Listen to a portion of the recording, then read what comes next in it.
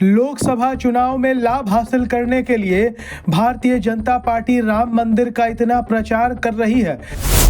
शंकराचार्य भी इस तरीके से सहमत नहीं है जिस तरीके से राम मंदिर के उद्घाटन को लेकर हो हल्ला मचाया जा रहा है।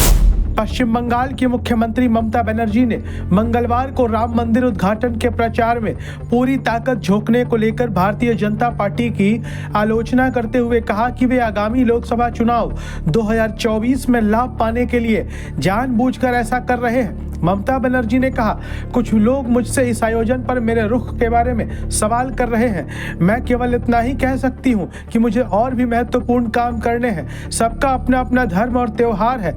मैं त्योहारों में विश्वास करती हूं क्योंकि त्योहार एकता की बात करते हैं।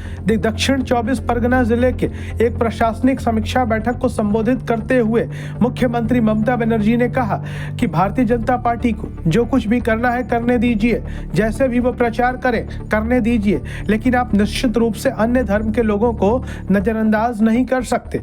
ममता बनर्जी ने कहा कि जब तक तृणमूल कांग्रेस है तब तक पश्चिम बंगाल में धर्म के आधार पर लोगों को बांटने की कोई कोशिश बर्दाश्त नहीं की जाएगी।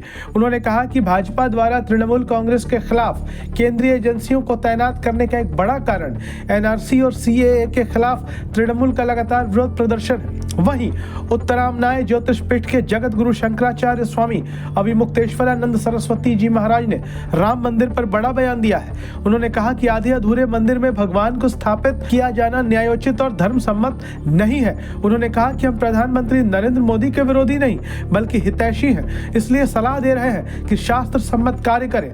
महाराज ने राम मंदिर ट्रस्ट के महासचिव चंपत राय सहित सभी पदाधिकारियों के इस्तीफे की मांग की। उन्होंने कहा कि शंकराचार्यों का अपना कोई मंदिर नहीं होता। वहीं आपको बता दें कि जगत गुरु शंकराचार्य स्वामी अभिमुक्तेश्वरानंद सरस्वती महाराज ने कहा कि शंकराचार्य केवल धर्म व्यवस्था देते हैं। चंपत राय को जानना चाहिए कि शंकराचार्य और रामानंद संप्रदाय के धर्मशास्त्र अलग अलग नहीं होते। चंपत राय के बयान पर उन्होंने कहा कि पहले उपेक्षा और अब प्रेम उमड़ रहा है। मीडिया से बातचीत में चंपत राय ने कहा कि राम मंदिर रामानंद संप्रदाय से जुड़े लोगों का है, शंकराचार्य शैव और शाक्त का नहीं। महाराज ने कहा कि अगर राम मंदिर रामानंद संप्रदाय का है तो उसे सौंप देना चाहिए। संत समाज को इस पर कोई आपत्ति नहीं होगी।